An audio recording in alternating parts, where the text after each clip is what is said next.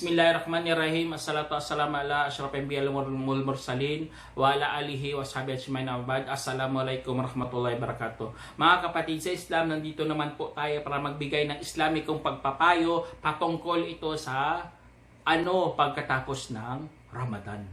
Opo mga kapatid sa Islam, masakit sa ating damdamin na umalis na po ang buwan ng Ramadan. Dinala niya po mga biyaya, mga Laylatul Qadar, mga sala, mga tahajjud, fasting. Pero ano ba dapat natin gawin pagkatapos ng Ramadan? Alam po natin na si Satanas nakawala na po sa kanyang kadena. Katulad sa inulat dito ni Abu Hurairah na sinabi ng mensahero ng Allah SAW, kapag sumapit ang buwan ng Ramadan, binubuksan ang mga pintuan ng paraiso at isinasara ang mga pintuan ng impyerno. At kinakadina ang mga Satanas. Isinalaysay sa Muslim. Kaya po, sa Ramadan yun, nakaklose sila. Ngayon, nakatakas na po sila. Nakawala na po ang mga Satanas.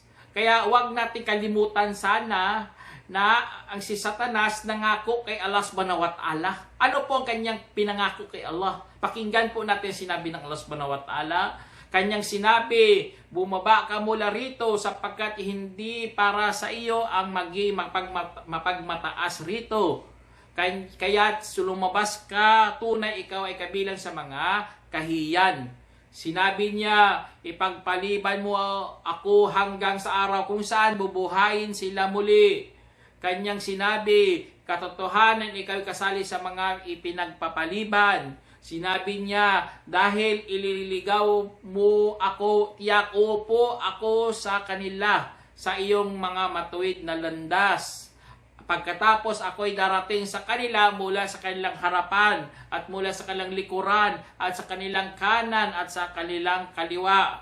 At hindi mo matatagpuan ang karamihan sa kanila na mapagpasalamat.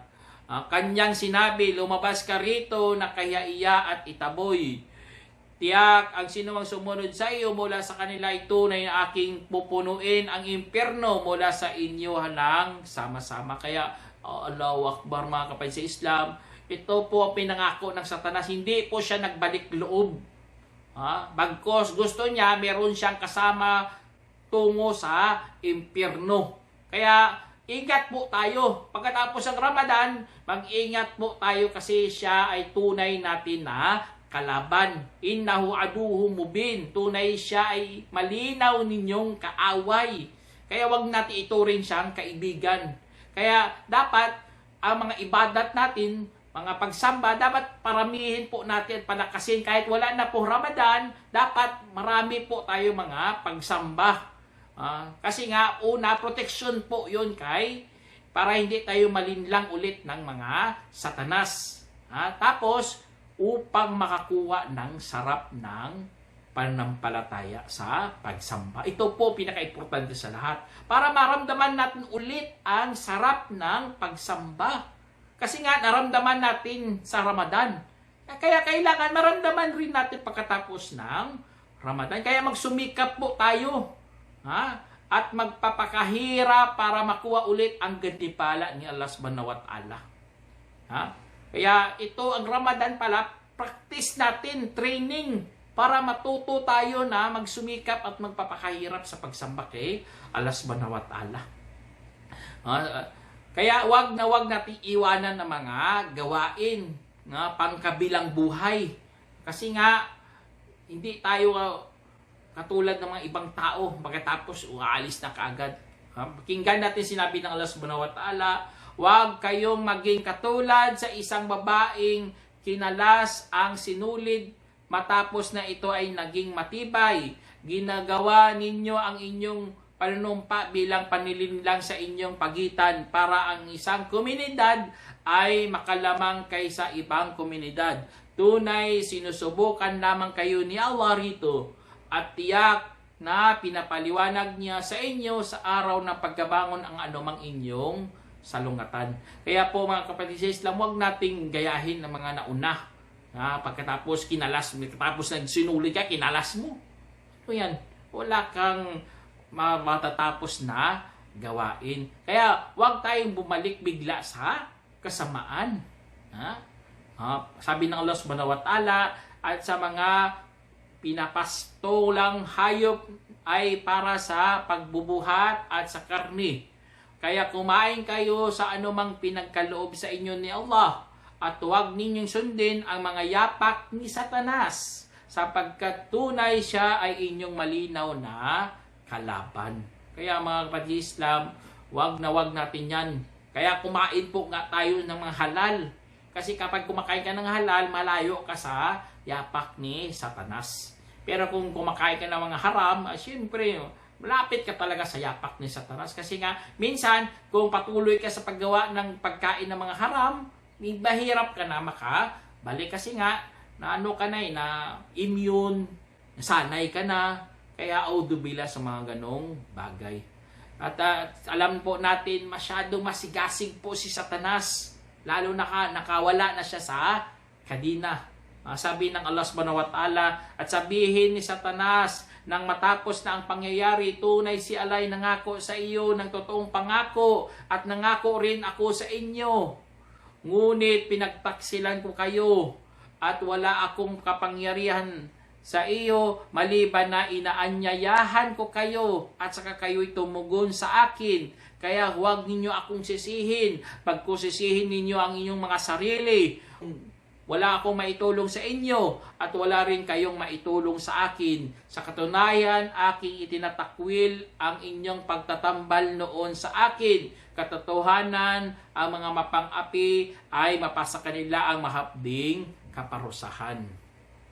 Kaya mga kapatid sa Islam, ingat po tayo kasi nga si Satanas, sabi ko sa inyo, masigasig. Gusto niya talagang linlangin ng mga tao. Tapos sa araw paghukom, magbulag-bulagan siya. Hindi niya tayo papansinin. Kaya wag natin dito pa lang sa mundo, wag ka na makinig sa kanya. Kasi kung magpakikinig yan, magsisisi ka rin kasi nga siya magbulag-bulagan yan sa araw ng pagkabangon. Pagkus sasabihin niya, huwag niyo akong sisihin. Pagkusisihin niyo ang inyong mga sarili. Kasi nga siya nag-anyaya lang, tapos ikaw tumugon ka naman. Wala naman siyang kapangyarihan. Wala naman siyang pwersa para itulak ka sa paggawa ng kasamaan. Kaya po, isa sa mga dapat magdasal tayo ng 5 beses ang araw. Kasi yan ang magiging matatag ka sa reliyon. Tapos, magbasa ka ng Quran. Katulad ginagawa mo sa Ramadan. At paramihin mo po ang pag-alala kay Allah subhanahu wa ta'ala. Tapos, mga kapatid Islam, itong buwan na ito, buwan ng Shawwal, huwag mo po sana kalimutan na mayroong reward na ibibigay ng Allah. Katulad sa sinabi ni Abu Ayyub al-Ansari radhiyallahu anhu, na sinabi ng mensahero ng Allah sallallahu alaihi wasallam, ang sino man nag-ayuno sa Ramadan at pagkatapos sinundan nito ng 6 na araw ng Shawwal ay parang nag-ayuno ng 1 taon na isinalaysay ni Muslim. Allahu Akbar. Para manatili po tayo sa pagsamba sa reliyon ni Allah subhanahu wa ta'ala, dapat damihan talaga gumawa ng mga mabubuti.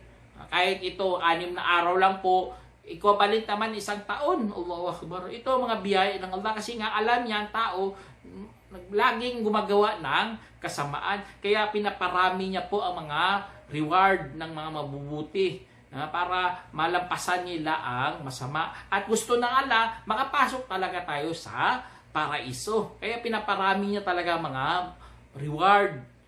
Kahit sa isang good deeds, equivalent ka agad 10 hanggang 700. Ganon ka mapagbigay si Allah subhanahu wa ta'ala. Kaya manatili po. Tapos ito ang mga pagsamba natin mga kapatid sa Islam. Kapag lagi kang gumagawa ng obligasyon, Allahu Akbar, maging malapit ka po kay Allah subhanahu wa ta'ala. Pero kung gagawa ka ng mga sunna rin, yun, mas gumagawa ka, mas lumalapit ka lalo kay Allah subhanahu wa ta'ala. At ang pagsamba na ito, mga voluntaryong pagsamba, pangtapal po yan sa araw ng paghuhukom kapag kinulangan ka po ng mga obligasyon. Katulad na binanggit ni Abu Huraira na sinabi ng Propeta sallallahu alaihi wasallam, katotohanan ng unang bibilangin sa tao sa araw ng hukom mula sa kanyang mga gawain ay ang salah. At ang ating Panginoon ay magsabi sa mga anghel, habang kanyang nalalaman ito, tingnan ninyo ang sala ng aking alipin, kung ito ba ay kompleto o kulang. At kung kompleto ay ipapasulat ito bilang kompleto. At kung kulang ay kanyang pasasabihin, meron ba sa aking alipin ng mga tatawo o voluntaryong sala? At kapag meron, kanyang sasabihin, kumpletuhin ninyo para sa aking alipin ang kanyang obligasyon mula sa tatawo. At pagkatapos kukunin ang inyong mga gawain. Isinalaysay ni Abu Dawud. Kaya mga kapatid sa Islam, ito ang mga iwas po tayo sa mga kasalanan. Lalo na pagkatapos ng Ramadan, at tulad sa sinabi ng Allah, at kapag nakarinig sila ng masasama, lumalayo sila roon at kanilang sabihin, sa amin ang aming mga gawain at sa inyo ang inyong mga gawain. Kapayapaan ay mapapasa inyo, hindi namin hinahanap ang mga ignorante. Kaya ito ang isa sa mga pinakamagandang gawin. Iwasan na lang mga ganung mga tao. Kasi nga, masama po yan na lagi nating silang sinusundan. Tapos isa sa mga pinakamaganda talaga mga kapatid sa Islam, dapat malaman po natin ang mga palatandaan kung paano katanggap-tanggap ang ating mga gawain. Una-una, natatakot na baka hindi po matanggap ang kanyang gawain. Ito mga pakiramdam ng mga mabubuting tao.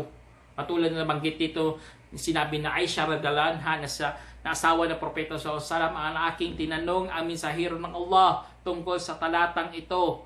Mga yaong nagbibigay sa kanilang ibinibigay habang ang kanilang mga puso ay natatakot. Sabi ni Aisha, sila ba mga yaong umiinom ng alak at mga magdanakaw? Sabi, hindi o anak ni Siddiq. Subalit sila ang mga yaong nag-aayuno at nagdarasal at nagkakawang gawa habang natatakot sila na baka hindi tatanggapin mula sa kanila. Sila mga yaong nagpapaligsahan sa mga kabutihan, kaya sila ang nangunguna. Rito sinalaysay ni Tirmidhi. Tapos sila ay nanatili sa pagsamba. Allah Akbar. Katulad sa sinabi ng Allah, kaya papatatagin ng Allah mga yaong sumasampalataya gamit ang matibay na salita sa buhay sa mundo at sa huling araw, at ililigaw ni Allah ang mga mapang-api at gagawin ng Allah ang anumang kanyang nanaisin. Kaya tapos itong kasunod ang pag-iwas sa pagkamangha. Allah Akbar. Kaya kung maramdaman mo to, ibig sabihin katanggap-tanggap ang iyong gawain. Katulad din sinabi ni Anas, na sinabi ng mensahero ng Allah, tatlong mapapahamak, maramot na sinusunod, at pagnanasang sinusundan, at pagkamangha ng tao sa kanyang sarili. Isinalaysay ni Bassar. Kaya iwas po tayo sa pagkamangha sa sarili. Kasi minsan, kapag lagi ka na sumasamba, ipipiling mo ikaw isang anghel na. Hindi po dapat gawin kasi naluko lang siya. Huwag nating yan. Kasi nga, huwag kang mamangha. Dapat umiyak ka, o dapat matakot ka kay Allah, baka hindi tatanggapin yun, para iwas po tayo sa pagkamangha. Tapos itong kasunod mga kapatid, pagmamahal sa pagsunod kay Allah at pagkamuhi sa kasamaan. Allah Akbar. Kapag naramdaman mo yan, Allah Akbar, ibig sabihin katanggap-tanggap ang iyong mga gawain. Tapos ang sunod, pagpaparami ng dua. Kaya Allah Akbar, kung ibig sabihin ginawa mo ito, inshallah katanggap-tanggap ang iyong mga gawain. Tapos ang sunod, pagmamahal sa mga mabubuting tao. Katulad sa binanggit dito ni Abu Huraira na sinabi ng Propeta sallallahu ang tao ay naayon sa reliyon ng kanyang kaibigan. Kaya tignan ng isa sa inyo ang kanyang kinakaibigan. Kaya yun mga kapatid sa Islam, tignan mo ang iyong kaibigan. Tapos panghuli, ang pagbabalik loob ng palagian. Kaya damihan po natin, katulad si Prophet Salam, nagbabalik loob ng 100 times isang araw. Kaya mga kapatid sa Islam, sana meron po tayong natutulang, meron tayong napulutang aral nasa isa buhay natin, kasi wala ng Ramadan. Kaya ano po tayo pagkatapos ng Ramadan? Assalamualaikum warahmatullahi wabarakatuh.